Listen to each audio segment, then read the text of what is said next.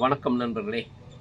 இன்றைய இந்த காணொளியில் நாம் எதை பற்றி அறிந்து கொள்கிறோம் என்றால், மன்ரேகா, அதாவது மகாத்மா காந்தி தேசிய ஊரக வேலைவாய்ப்பு உறுதி திட்டம்.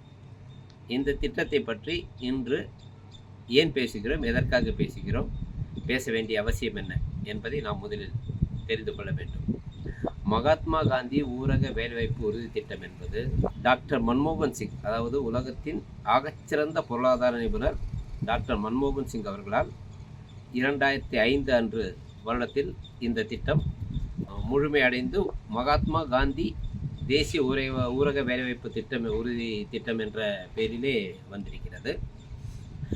இந்த திட்டத்திற்கு முன்மாதிரி நரேகா, அந்த திட்டத்தின், அதாவது ஜவஹர்லால் நேரு காலத்தில் ஆரம்பித்து 1991 PV நரசிம்மராவ் அவர்கள் ஆட்சி காலத்தில் நரேகா விரிவடைந்த திட்டமாக வந்து, அந்த திட்டத்தை தான் 2002 டாக்டர் மன்மோகன் சிங் மகாத்மா காந்தி ஊரக வேலைவாய்ப்பு உறுதி திட்டம் என்று இந்த திட்டத்திற்கு அருமையான ஒரு பெயர் சுட்டி இந்த திட்டம் வெகு சிறப்பாக, அதுவும் கிராமப்புறத்தான் இந்தியாவின் முதுகெலும்பு என்று கூறிய இந்தியாவின் தேசத்தந்தை, உலகின் அத்தனை திசைகளிலும் உள்ள அத்தனை நாடுகளிலும் சிலை நிறுவ பெற்ற ஒரு உத்தமமான தலைவரின் பெயரில் இந்த திட்டத்தை அறிமுகப்படுத்தி, இந்த திட்டம் இதுகாரும் கிட்டத்தட்ட 21 ஆண்டுகள் வெகு சிறப்பாக நடைமுறையில் வந்து கொண்டிருக்கிறது.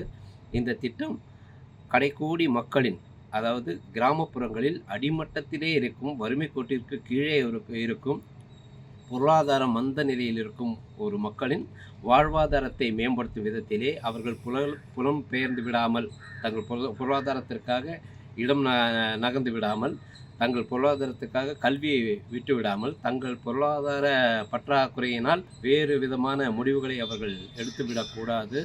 அந்த அடிமட்டத்திலே இருக்கின்ற இளம் பெண்கள், கைம்பெண்கள், கணவனால் கைவிடப்பட்டோர், உடல் ஊனமுற்றோர், முதுமை அடைந்த மூத்தோர், இருபாலருக்கும், ஆண்களானாலும் சரி பெண்களானாலும் சரி, இவர்களின் அன்றாட வாழ்வில் அவர்களுக்காக ஒரு வேலை உறுதி திட்டமாக இந்த திட்டம் செயல்படுத்தப்பட்டு நடைமுறைப்படுத்தப்பட்டு வெகு சிறப்பாக, அதுவும் தமிழகம் போன்ற பகுதிகளில் மிக மிக சிறப்பாக இந்த திட்டத்தினால் பல லட்சம் ஊதியங்களை பெற்று, பல லட்சம் வாய்ப்புகளை பெற்று, இந்த திட்டத்தை கிராமப்புறத்தில் அடிப்படை வசதிகளை மேம்படுத்தும் விதமாக, சுகாதார மற்றும் சமூக சீர்திருத்தங்களை மூலமாக, இந்த திட்டம் சுற்றுப்புற சீரமைப்பு மூலமாக, தங்களுக்கான அடிப்படை கட்டமைப்பு வசதியை மேம்படுத்தும் விதமாக இந்த திட்டம் வெகு சிறப்பாக அத்தனை பகுதிகளிலும், இந்தியாவின் எல்லா திசைகளிலும் இந்த திட்டம் நடைமுறைப்படுத்தப்பட்டு, இதற்கான ஊதியம் மத்திய அரசு கிட்டத்தட்ட 75% நிதியையும், மாநில அரசு கிட்டத்தட்ட 25% நிதியையும் ஏற்றுக்கொள்ள வேண்டும் என்று நடைமுறைப்படுத்தப்பட்டு, அது நடைமுறை ஆக்கப்பட்டு, அதில் அந்த வேலைகள் வெகு சிறப்பாக நடந்தது. ஆண்டிற்கு 100 நாள் நிச்சயமாக அந்த திட்டத்தினால் வேலைவாய்ப்பை பெற்று தங்களது பொருளாதாரத்தை அந்த அடிமட்ட மக்கள் உயர்த்தி வந்து கொண்டிருக்கின்ற நேரத்திலே, கிட்டத்தட்ட 2014 ஆட்சி பொறுப்பேற்று இதுகாரும் கிட்டத்தட்ட 12 ஆண்டுகள் ஆட்சியில் இருந்த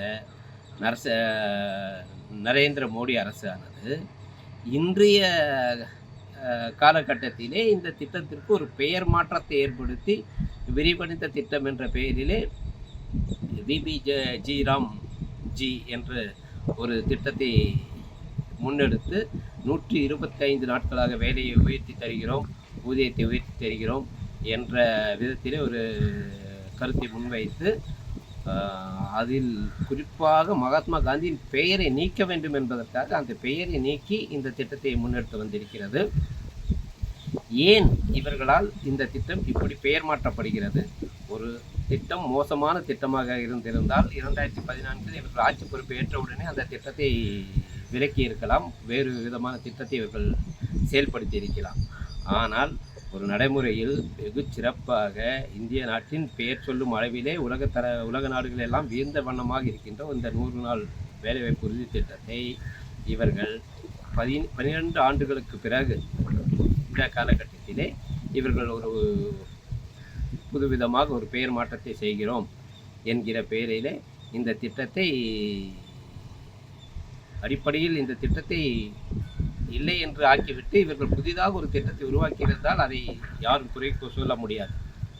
ஆனால் நடைமுறையில் இந்த திட்டம் வெகு சிறப்பாக வளர்ச்சி அடைந்த திட்டமாக, அத்தனை பேராலும் ஏற்றுக்கொள்ளக்கூடிய ஒரு திட்டமாக, கிராமப்புறத்தில் இருக்கின்ற அடிமட்ட மக்களை உயர்த்தும் திட்டமாக, விரிவடைந்த திட்டமாக இந்த திட்டம் வெகு சிறப்பாக நடைமுறையில் இருக்கும் ஒரு திட்டத்தை இவர்கள் ஏன் மறுபடியும் மீண்டும் அந்த பெயர் மாற்றம் செய்து அந்த திட்டத்தை நாங்கள் விரிவடைந்த திட்டம் என்று புது நாமகரணம் சுட்டி நடைமுறைப்படுத்த இருக்கிறார்கள் என்பது யாருக்குமே புரியாத ஒரு புதிராக இருக்கிறது.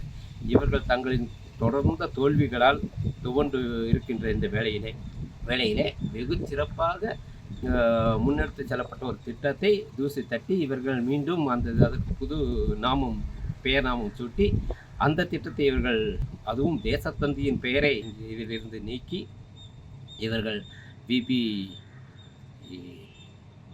ராம்ஜி என்று ஒரு புது விதமான ஒரு பெயரை சூட்டி இவர்கள் நடைமுறைப்படுத்த இருக்கிறார்கள். அதற்கான 125 நாள் வேலை நிரந்தரம் என்பதற்கான எந்த அடிப்படை தெளிவும் இல்லை. ஊதியம் இவ்வளவுதான் ஊதியம், ஒரு நபருக்கு, ஒரு பெண் மகளிருக்கு இவ்வளவு, ஆண்களுக்கு இவ்வளவு என்று அதற்கான ஒரு ஊதிய வரைமுறையும் நடைமுறைப்படுத்தவில்லை. இவர்களுக்கான ஒரு கொள்கை விளக்கமும் அதில் இல்லை.